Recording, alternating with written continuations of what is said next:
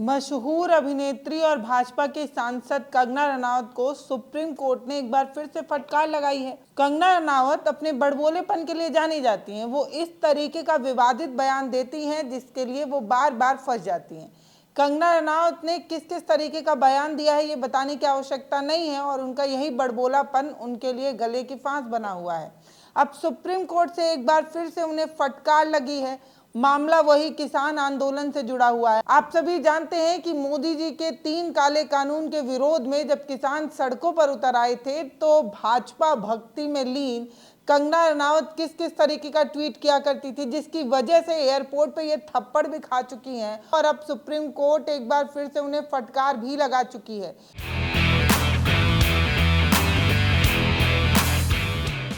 Supreme court में उनके वकील ये दलील देने की कोशिश कर रहे थे कि उन्होंने सिर्फ एक ट्वीट को रिट्वीट किया है, जिसके जवाब में जज साहब ने ये कहा कि सिर्फ रिट्वीट का मामला नहीं है, कंगना रनावत ने मिर्च मसाला लगाकर परोसा है।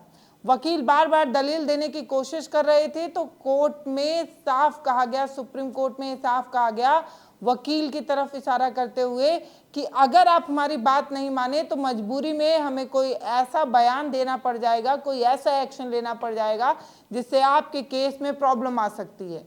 इस तरीके से आखिर सुप्रीम कोर्ट नाराज क्यों था, कंगना रनावत की कौन सी दलील को जो है जिस पर सुप्रीम कोर्ट नाराज हुआ, आखिर उनकी कौन सी याचिका थी जिसे खारिज किया गया, ये सब आपको तसल्ली से बताएंगे।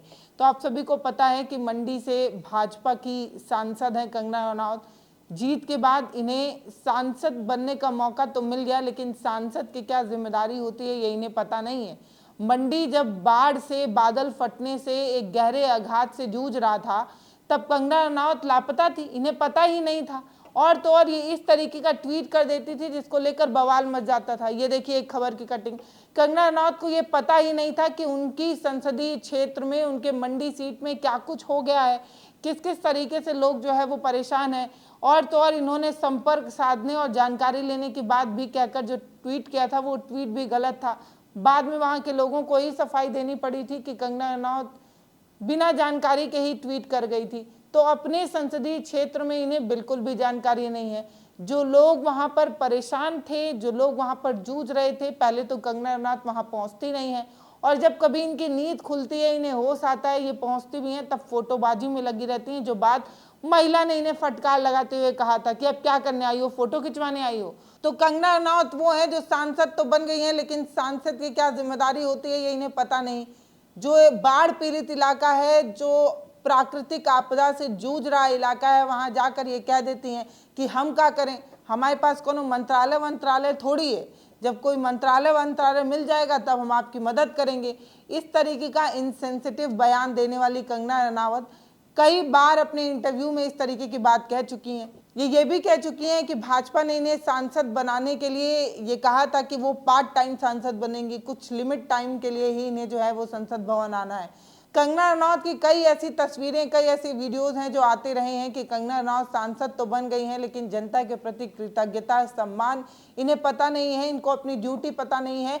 आए दिन लोग इन्हें इनका काम सिखाकर चले जाते हैं। एक बुजुर्ग व्यक्ति जो नीचे बैठा हुआ था और कंगना रनावत चेयर पर बैठकर चश्मा लगाकर उनसे एकदम बॉलीवुड स्टाइल में बतिया रही थी, जैसे लग ही नहीं रहा था कि वो एक सांसद है बल्कि एक फिल्म अभिनेत्री हैं और कोई किरदार में वो हैं, इस तरीके का रोल वो निभा रही थी। जबकि बुजुर्ग ने उन्हें समझाते हुए कहा कि आप हमारी समस्या को संसद में उठा सकती हैं, लोकसभा में उठा सकती हैं।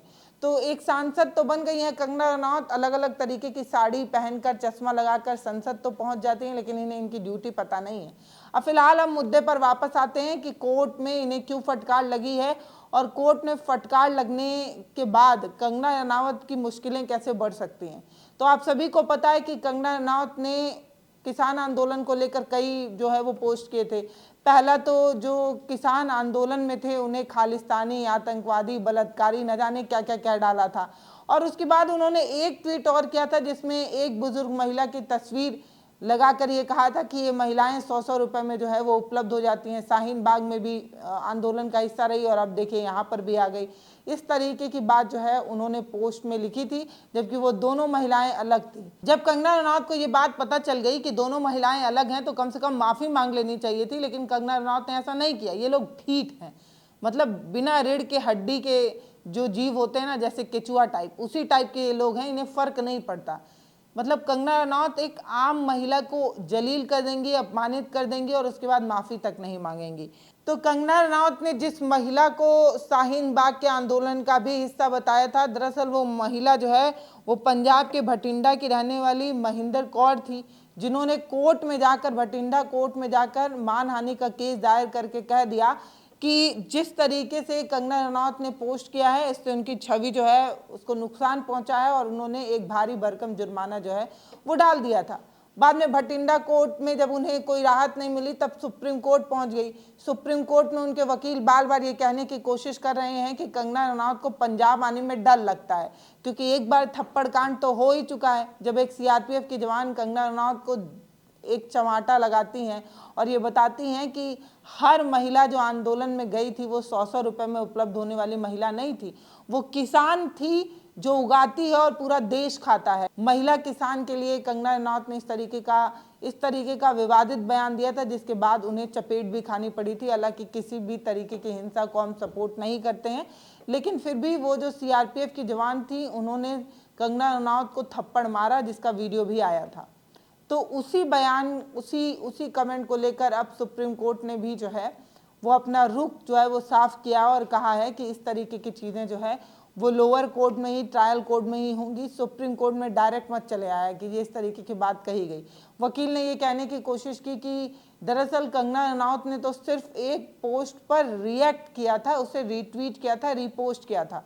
तब जज साहब ने कहा कि सिर्फ रिपोस्ट नहीं किया गया था, जब बल्कि उसमें अपना कमेंट भी दिया गया था, उसमें मिर्च मसाला भी लगाया गया था, इस तरीके की बात कही गई थी।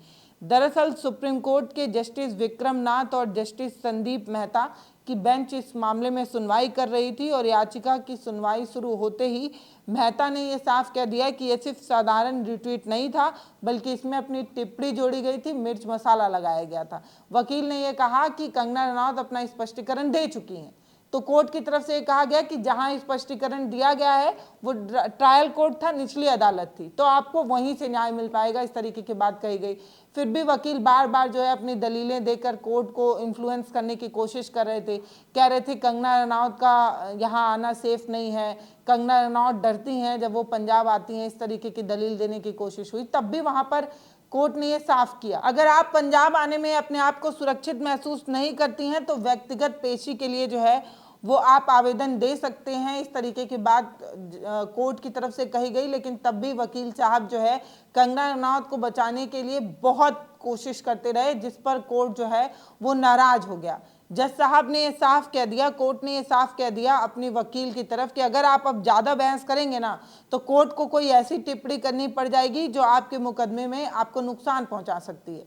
इस तरीके से कोर्ट जो है वो थोड़ा नाराज नज़र आया, थोड़ा कंगना रनौत के लिए ज़्यादा सख्त नज़र आया। फिलहाल सुप्रीम कोर्ट से उन्हें कोई भी राहत नहीं मिली है, सुप्रीम कोर्ट उन्हें कोई भी मदद नहीं कर रहा है। इस पूरे मामले में कंगना रनौत की मुश्किलें और ज़्यादा बढ़ सकती हैं। पहले ही भटिंडा कोर्ट ने कोई राहत नहीं दी थी, सुप्रीम कोर्ट गई, अब सुप्रीम कोर्ट से भी कोई राहत नहीं मिली। अब ये मामला जो है वो लंबा चल सकता है और 1 करोड़ की कितने की मानहानि जो का दावा महिंदर कौर ने किया था, शायद कंगना रनौत को वो देना पड़ जाए। और ये देने के बाद भी अगर उनको सीख मिल जाए तो समझिए कि बड़ी बात होगी, क्योंकि कंगना रनौत वो है जो एक बार गलती करती हैं, फिर उससे सीखती नहीं है, फिर गलती करती हैं, फिर गलती करती हैं और गलती करते ही रह जाती हैं। अपने बड़बोलेपन के लिए कई बार भाजपा से ये डांट भी खा चुकी हैं। जेपी नड्डा इन्हें सीख भी दे चुके हैं कि अब आप सिर्फ एक एक्ट्रेस नहीं बल्कि सांसद हैं, तो पार्टी से पूछकर कमेंट किया कीजिए, पार्टी से पूछकर अपनी राय रखा कीजिए। इसीलिए कंगना रनौत इस समय थोड़ा कम ही बोलती हैं, हर चीज़ पर बोलने से बचती हैं। फिलहाल इस पूरे मामले पर आपकी क्या राय है वो आप हमें कमेंट सेक्शन में लिखकर बताइएगा। एक सांसद के रूप में कंगना रनौत कितना अच्छा काम कर पा रही हैं वो भी बताइएगा। अब ये कहा जा रहा है कि प्रधानमंत्री की तरफ से हिमाचल में जो बाढ़ और त्रासदी आई थी उसकी मदद जो है वो की गई है, लेकिन काफ़ी देर बाद मदद की चीज़ें जो है वो पहुंचाई गई हैं। तो कंगना रनौत को ये बात अगर पता होती कि एक सांसद के रूप में उनकी जिम्मेदारी क्या है तो शायद आम लोग जो है थोड़ा राहत की सांस ले पाते, लेकिन कंगना रनौत को तो ये पता ही नहीं है कि एक सांसद की जिम्मेदारी क्या है। तो फिलहाल आप वीडियो को शेयर करिए, चैनल को सब्सक्राइब करिए। बहुत धन्यवाद।